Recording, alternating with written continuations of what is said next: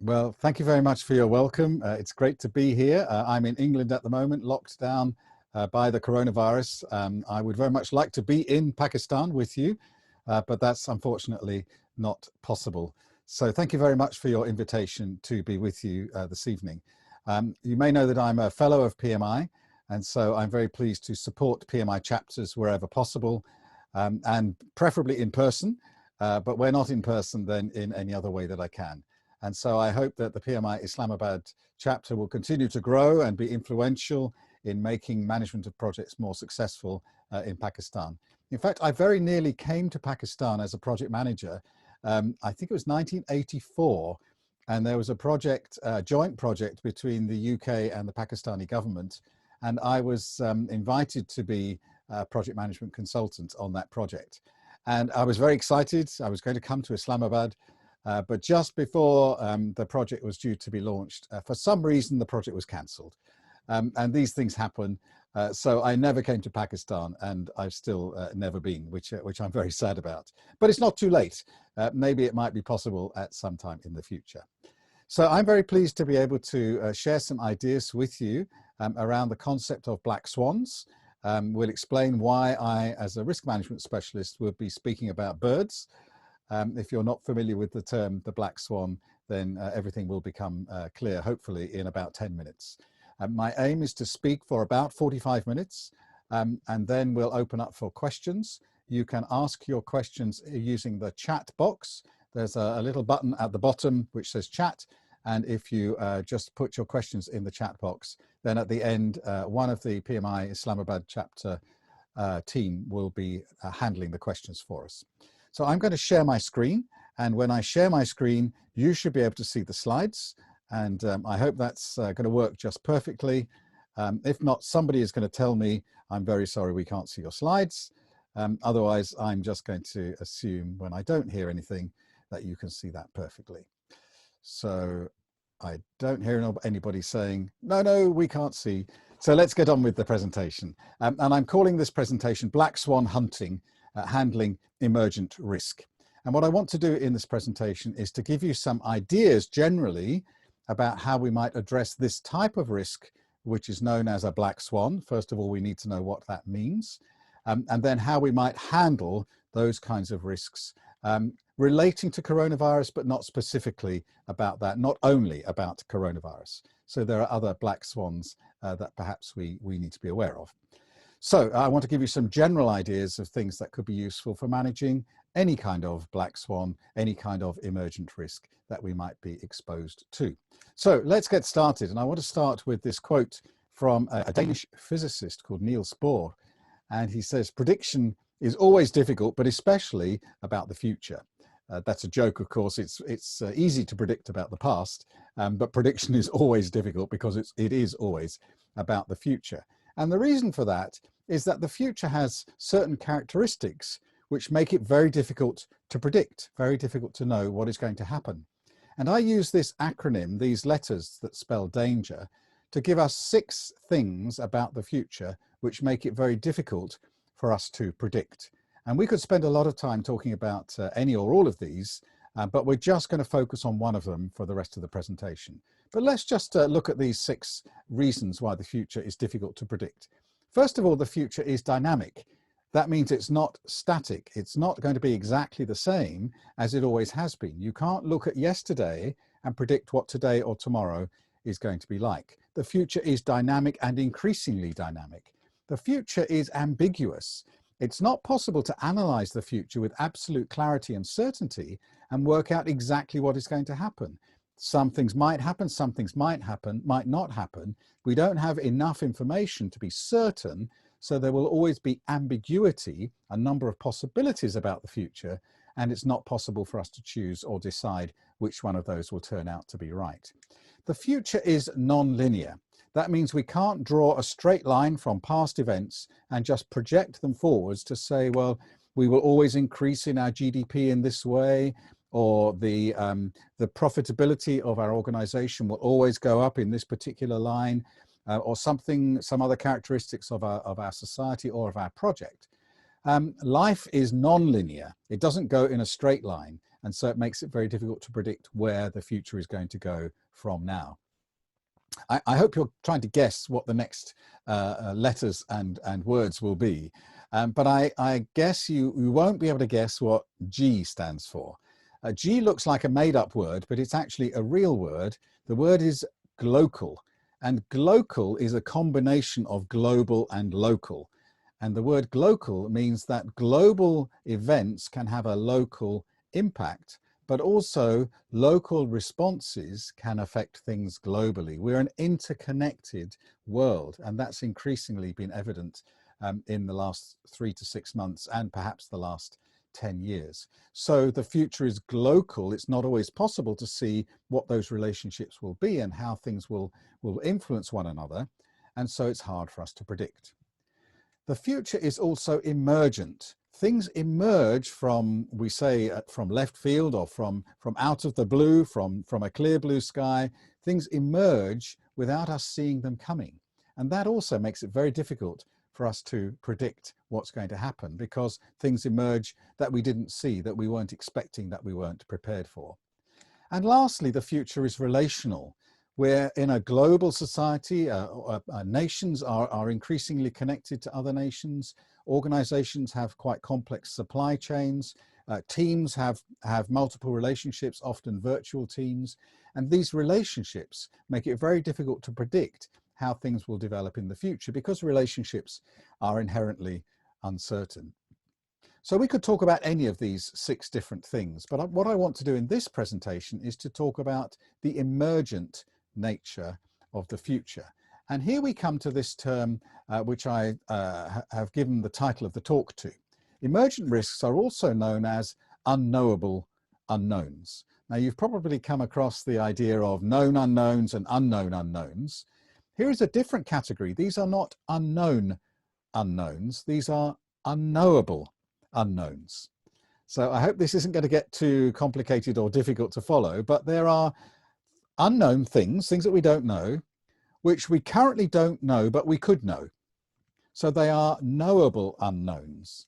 They're unknown now, but we could know them if we did enough research, if we worked hard enough to explore the future, to find out what the possibilities are, to do some prototyping or some kind of development, some innovation, some research. We could have unknowns that we currently don't know, but we could find out. What about unknowns that could not be known, that are inherently built-in unknowable? Those are very, very difficult for us to handle.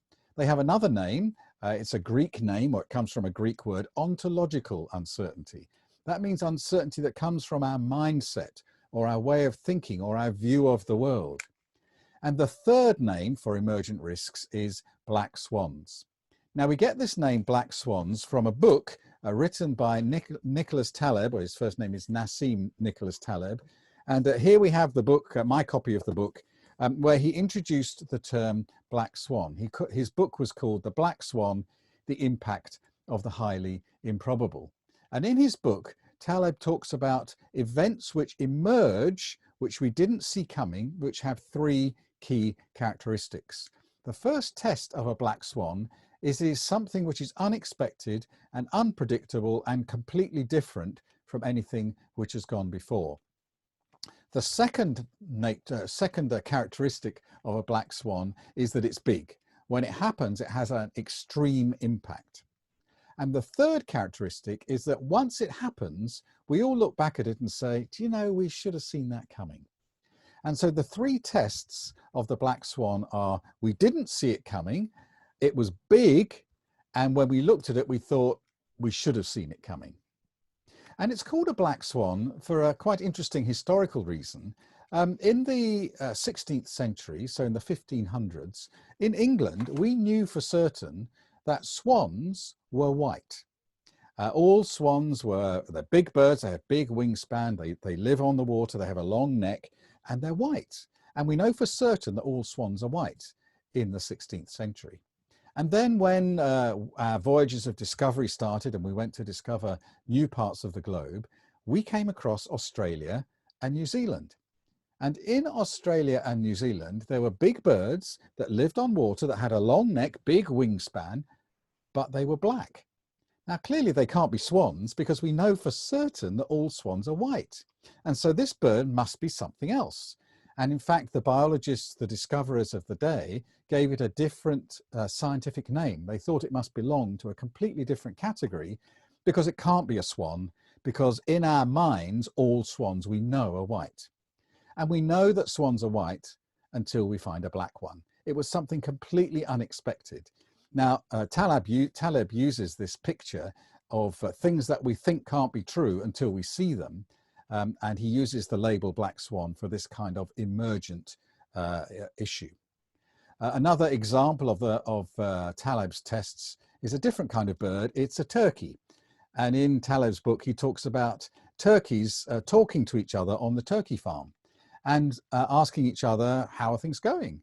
And how are you feeling today? And as time goes by, the turkeys say, I'm feeling pretty good. Everything is going really, really well. I'm getting fed a lot. I'm getting watered a lot. Everyone's looking after me. Life is looking good and I'm growing bigger and fatter. And then one day, about 3 years after the turkey hatches, there's a big surprise. And the turkey suddenly discovers that life is not going to continue with forever growth. Suddenly it might be Thanksgiving if it's an American turkey, or maybe Christmas if it's an English turkey, or some other celebration where turkey is on the menu. And so Taleb was saying that for the turkey, looking at previous experience, life was good, and life was just going to continue being good as far as the turkey could see until it wasn't. And that was a complete shock. It was outside of the turkey's worldview. It couldn't conceive of this kind of shock of actually not being around tomorrow. So these are the kinds of concepts that Taleb is talking about that we refer to by the name Black Swan. Maybe we should give some examples that aren't the same as birds, either swans or turkeys. It's quite hard to give an example of a black swan because black swans are outside of our conception. They're things that are not in our worldview. They're things that we can't see until they arrive. So I can't tell you what the next black swan will be, because if I could think of it, it wouldn't be a black swan. So there are these kinds of things, inventions which turn out to be completely disruptive, which switch over the whole way that we view a particular industry or a particular service or something that we've become used to. Crossover technologies, where things that are used in one technology turn out to be useful somewhere else in a completely unforeseen way. Things that are game changers. Now, because we have the benefit of hindsight, we can look back into history, recent history, and we can pick out some examples of black swans, things that were black swans until they arrived. So let me just give you a quick run through maybe the last 40 years and see if you recognize any of these things. In 1982, Berners-Lee invented the internet. At the time, it was thought to be rather a quirky thing that might not be very useful, just to communicate between research offices in the defense sector or maybe in the educational sector. And who could have foreseen at that time what the internet would have done to completely transform our world and make it possible, of course, for us to speak like this today. In 1989, the Berlin Wall fell. It was the end of communism in Europe. And who could have foreseen that? Everybody knew for certain that there were two political systems, capitalism and communism, and that was how it had been, and that was how it would always be, until it wasn't. And the fall of the Berlin Wall completely changed our world. Between 1996 and 2006, we had the advent of the social media platforms, Google, Facebook, Twitter, and others. And those which started as very small, rather geeky experiments with kids in college and kids in garages turned out to be completely transformative in a way that was not foreseen and could not have been foreseen. Coming a little more up to date, just 12 years ago, we had the global financial crisis, when we realized that the world financially was connected in ways that we had not recognized. And when there was a problem in a particular area of the financial system, everything collapsed at the same time in a completely unforeseen and maybe unforeseeable way. A few more examples. In 2014, there was a collapse in the oil price. In 2015, there was a rise in migration right across into Europe from places in the Middle East. In 2016, my compatriots here in the UK voted to leave the European Union. Who thought that would happen? And how is that going to change things? I won't tell you which way I voted, but on the morning after the vote, I woke up completely in shock. I'm not telling you how I voted, but I didn't expect everybody to vote to leave with a majority. And then that gentleman in the White House, who expected him to be elected in 2017? And that's certainly been a change to the political system with America in the last 5 years. And how will it be in November? Will they do it again? One more example. What do you think of this? I bet you recognize this particular image. Yes, it's a coronavirus. At least it's a graphic of a coronavirus. The coronavirus has arrived in the last 3, 4, 5 months and has completely changed our world. I would love to fly to Pakistan to come and make this presentation in person, but I can't. I would love to see my daughter who lives in the west of the country, but I can't. I would love to go for a walk and maybe have a drink with some friends, a coffee with some friends when I finish my walk, but I can't. The world has changed because of this tiny microscopic thing that we can't see. A lot of people would say, you know, the coronavirus is a black swan. And of course, it might once have been a black swan, but I don't think it really is a black swan at all. This is a much bigger question. Here I've got the reference to another YouTube video. It's an 8-minute video, which I recorded about 6 weeks ago, called Coronavirus Pandemic, Black Swan, ? Risk ? Or something else. And my personal view is that there was enough evidence before 2019 that a flu-type pandemic would arise for us to know that this was coming. In September 2019, there was a conference which was talking about the probability, the likelihood of a coronavirus-type pandemic arriving in the near future. There was a report published by the WHO in October 2019, which made 7 recommendations for governments to prepare for a coronavirus pandemic. Nothing was done. The predictions of a coronavirus-style pandemic go back to something like 1976. The UK government has a UK National Risk Register. When it was first launched in 1993, the #1 risk was a coronavirus pandemic. By last summer, the #1 risk, so this is 6 months ago, the #1 risk in the UK National Risk Register was a coronavirus pandemic. This was absolutely not unforeseeable. It was not an unknowable unknown. It was knowable. It was known, in fact. And the problem was a lack of preparation, a lack of heeding the warnings. So we're not going to talk about that in much more detail, although we could in the questions if you like, or you could just look at this this YouTube video, which is on my YouTube channel. The YouTube channel is called Risk Doctor Video, and I'll give you that reference again at the end of this presentation. So the coronavirus may not have been a black swan, but certainly a number of the things which have come out of it are black swans. Who would have thought there would be a global lockdown? My wife and I were in Africa in March, and we saw that there was a lockdown in China because of the virus in Wuhan. And I said to my wife, you know, there were cases in Italy. I said to my wife, you know, it's fine to lock down in China because of the type of government they have, but they'll never lock down Italy. You couldn't have that kind of lockdown in Europe. People would never stand for it. It just isn't possible. And then it happened. And we left Africa on the last flight out of the country before they locked down the country that we were leaving. The day after we left, we arrived into England on a Monday, and by Friday, everything was in full lockdown. So who had seen that coming? I don't think we had. The lockdown was a black swan. And now it's having an extreme impact. And as we look back, we can see, well, that probably was predictable.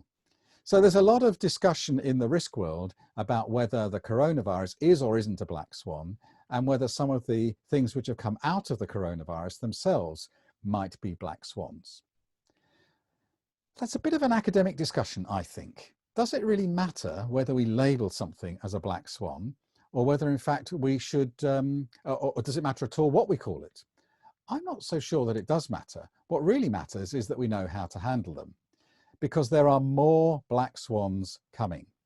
We can be sure that there will be more things that will happen in the future that we hadn't seen coming, that will be unexpected, unpredictable, will have a huge impact. And when we look back, we say, You know, we should have seen that coming.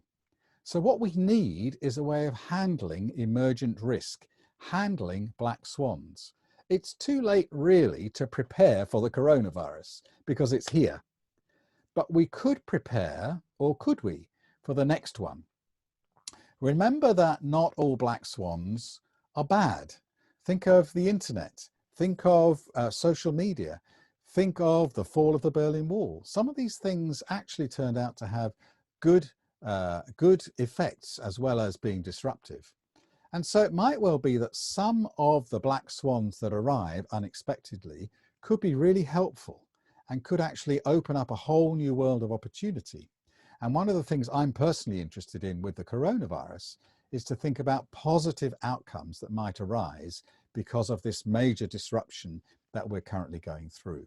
So it's not just a case of protecting ourselves against really bad things, but it's a case of making sure that we're prepared and thinking about what might happen. Now, somebody is very helpfully drawing on my screen. It would be nice if you didn't do that, thank you, because it's probably a little bit distracting to other people. I could have disabled it. I was trusting you not to write things on my screen. So thank you for the hearts. I'm glad you like this picture, but please don't comment on other slides. Thank you. So not all black swans are bad. What we want to do is to make sure that we see them coming and that we don't get surprised by black swans. But if black swans are unknowable, so they're outside of our frame of reference, we can't imagine them until they happen. If they're unknowable, does that mean they're unmanageable? Well, I'd like to suggest to you that the answer to the question is no. Black swans are not unmanageable, even if we can't see them coming. So for specific black swans, well, maybe we can't give the full detail of what it's going to be about, but there are conditions which give rise to black swans, and when black swans arrive, they have effects. And as you know, with risks have causes and then risks have effects. So we have a cause, risk, effect chain. And when we're doing normal risk management, we can seek to manage the cause, we can seek to manage the risk, or we can seek to manage the effect. The same is actually true of black swans. If we understand the conditions which give rise to this kind of unknowable uncertainty, or if we understand the things that could happen that would really hit us hard, maybe we can manage either side of the black swan itself in order to make it less severe or less impactful. So how might we do that? First of all, let's think about causes. There's an organization called the International Risk Governance Council, the IRGC. And a few years ago, they wrote a report called Understanding the Causes of Emergent Risk. And they came out with 12 different global causes of things that give rise to unpredictable or emergent risk. And it's quite a big report. It's about 50 pages. You can find it on the internet on the IRGC website, or just Google this, the name of this report, The Emergence of Risks, Contributing Factors.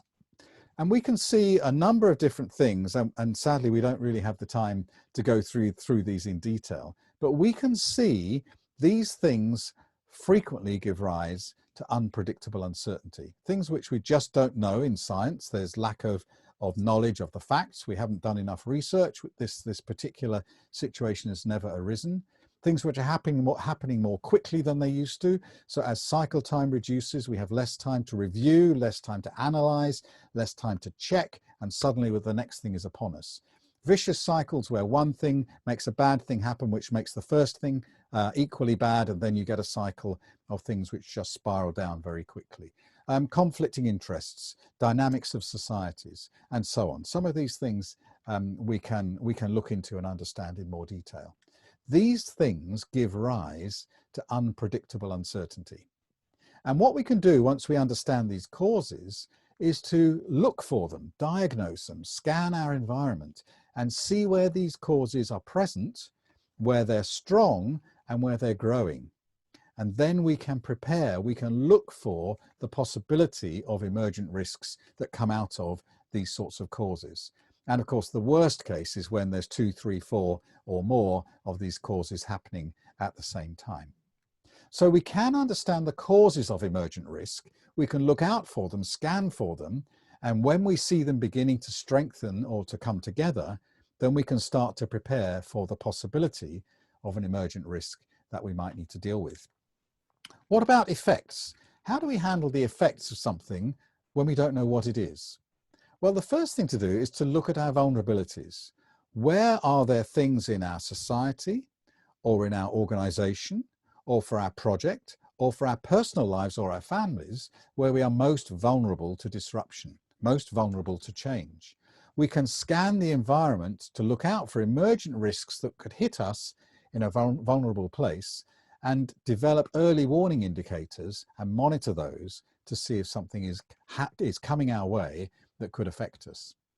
So how are we going to do that? What we need is some kind of radar, which is scanning the future, which is looking out for things that might be coming in our direction, that could be developing quickly, that could be heading towards us fast, that could have a big impact, either good or bad. And if we have this kind of forward-looking radar that scans the future, then just perhaps we might spot emergent risks before they hit us. Now, the good news is we do have a forward-looking future scanning radar. It's called risk management. That's what risk management is supposed to be doing, scanning the future to see what's coming in our direction so that we can see it with enough time to prepare and to position ourselves to handle whatever it is that comes. So maybe we should be using risk management to help us manage black swans. Now, we've said that there are two different types of risk. There are the normal risks that we find in our lives, in our projects, our businesses, and our societies. We might call those typical risks. And with those, we have a standard risk management approach to handle them. And we can manage them using our standard risk management strategies for threats and opportunities in the way that we would see documented in something like the PMBOK guide in chapter 11. But what about these emergent risks? Could we use traditional risk management to handle emergent risk? Could we use these standard risk response strategies to handle emergent risks? Well, unfortunately, the answer is no, because the standard response strategies don't work because we don't see the black swan coming until it lands, until it arrives. We don't have the opportunity to be proactive. We can't do something in advance because we haven't seen it coming. So that means we need a different approach. There needs to be something that we can do that will protect us against things that might emerge where we don't actually know what they are. And I'd like to suggest to you two strategies that we can develop at a personal level, at a project level, at an organizational level, and at a societal or national level that will help us deal with emergent risk. And these two things are quite simple, but they require a lot of attention and a lot of work. The first strategy for dealing with emergent risks is flexibility. Flexibility, not being so rigid that if something comes along that isn't in the plan, we can't handle it. We have to follow the plan. You know, we have that saying, you plan the work and work the plan. What happens if something comes along completely disruptive? Maybe a supplier goes out of business, maybe something like the lockdown, or maybe a key test facility becomes unavailable. You know, these things, if we're only stuck with a single plan and all goes to plan, and we're not flexible, we're going to be in trouble. So what we need to have is flexibility, which is the ability to bend without breaking. Here is a nice Chinese proverb: the bamboo that bends is stronger than the oak that resists. So if you have a strong wind blowing and a rigid tree, the tree will fall over or it will break. But if you have a flexible bamboo and the wind blows, it just bends with the wind and the wind stops and it comes back. So flexibility is important. And I love this little picture of the arms and legs. If you look closely, it actually is a single person being very, very flexible. And I don't think he's broken anything. Or the chameleon which adapts to its environment and changes its color accordingly. So flexibility is a key response strategy. And the second is resilience. Resilience is characterized by not a sprinter, but by a marathon runner. Resilience is the capacity to keep going even when things around us change significantly. It's the ability to maintain our core purpose and to maintain our integrity when we're challenged by something that we hadn't seen coming. Resilience is not necessarily going back to the same thing we had before, but resilience is going back to something that will enable us to meet our goals. And so we have this idea of bounce back ability. The picture on the bottom right-hand corner is of one of these little squeezy figures, a stress reliever. You can squeeze it tight in your hand and make it just into a little ball, and you let go and it just pops back as it was before. That's resilience. We have a children's story in England called Mr. Bounce. And Mr. Bounce, whatever you do to him, he just bounces back. My children were brought up on the Mr. Bounce and his brother's stories. So flexibility and resilience are two key strategies to deal with risks that emerge that we can't see coming because they're unimaginable, they're unpredictable, they're unknowable. But if we build in flexibility and build in resilience into our people, our teams, our projects, our organizations, and even our society, then we can be ready to handle anything that comes towards us. That sounds good, but how do we actually do that? For a lot of us, our business or our projects, we think are like this picture on the left-hand side of the screen. It's like a train track. And for many of us in project management, we have the idea that the plan is like the track, and my project is like a train. And I have a schedule, or you might say a schedule for my train journey, which is my project plan and my project schedule. And I leave on this date, and I call at various stations, which we might call milestones or gateways. I call at the stations at a particular time, and then eventually I follow the track and I get to the end on time. Everybody's happy. Well, your project probably isn't like that. My project isn't like, none of my projects have been like that. Projects are more like the picture on the other side of a small boat trying to cross the sea with the wind blowing and the waves crashing and things coming across, and somebody falls overboard, and there's all sorts of things happening, and you have to just keep adjusting your direction in order to get to the end eventually. And most of our businesses and projects are like taking small boats out on the ocean rather than running a train on a track in a controlled way. So how do we build flexibility and resilience? And what I want to do, and just close in the last 5 minutes, is to talk about how we can do this at a number of different levels, and maybe just give you some pointers, some things to think about that you could start to develop in your own life and your own projects and your own organizations. So what does personal flexibility and resilience look like? A lot of us have had to adjust to all sorts of different things during this coronavirus pandemic, with lockdowns and maybe not being able to work in the way we had before, maybe not being able to work at all, maybe not being able to travel or not being able to leave our homes. All the things that we're used to doing, seeing family and relaxing in a particular way, maybe going to a religious meeting, all these things are not allowed. So we need to have flexibility and resilience for ourselves as individuals. Here are 3 things that you might consider. The first is your character. Some people are just generally built more resilient and flexible than others. Some people just seem to have that kind of bounce back ability built into them. And that's a good thing for those people. But what about those of us who maybe are a little bit more fragile, a little bit more, we find it a bit more difficult when things change around us? Here are 2 other things we could do if we don't have a resilient or flexible natural character. One is emotional literacy or emotional intelligence.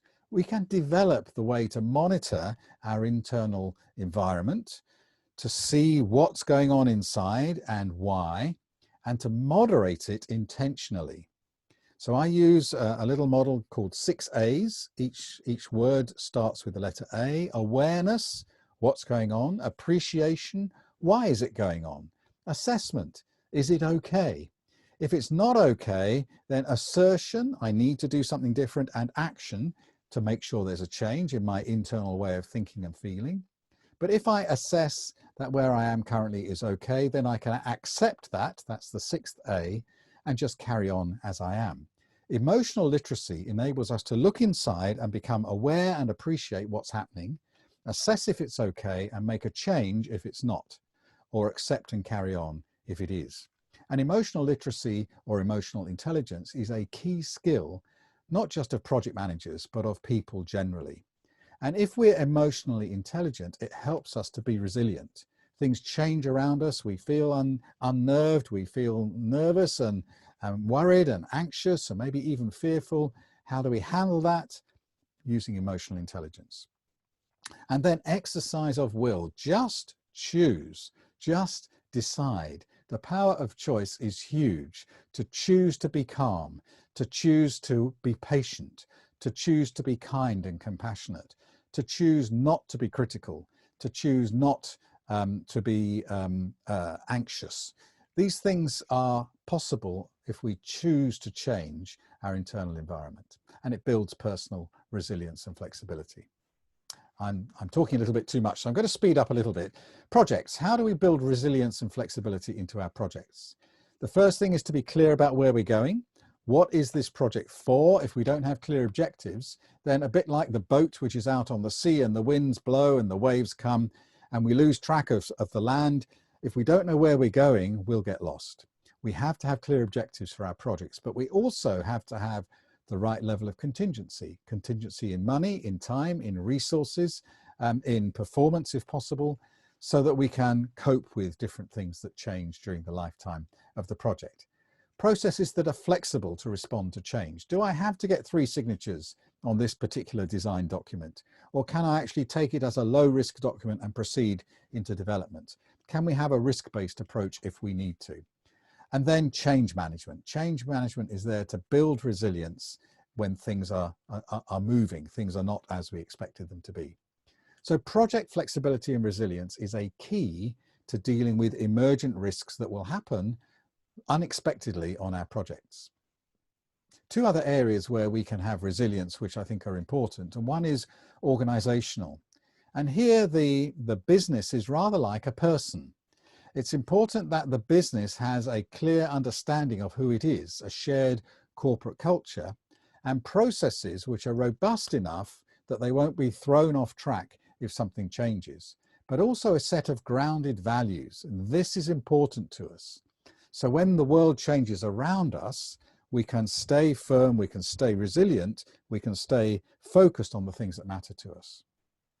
And lastly, what about society or even nations? Again, rather like personal or business, it's important for a society to have a strong sense of identity if it's going to be resilient when things change. Shared values amongst our community. In the UK, we've had some strong challenges to this recently. What does it mean to be British? If you go back 100 years, that might have been quite clear. Now there is a real debate. What are British values in terms of multiculturalism and people that we welcome to our country from other nations? How does that develop us as a nation to have shared values and identity? And then society has to be coherent, has to stick together across all levels if it's going to be resilient.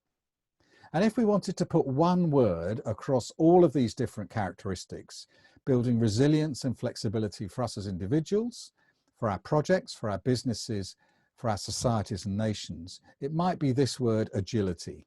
The ability to move, the ability to flex, the ability to do something different in response to the circumstances that we find ourselves in.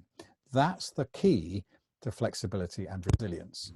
And flexibility and resilience will help us to cope with whatever emergent risks come our way.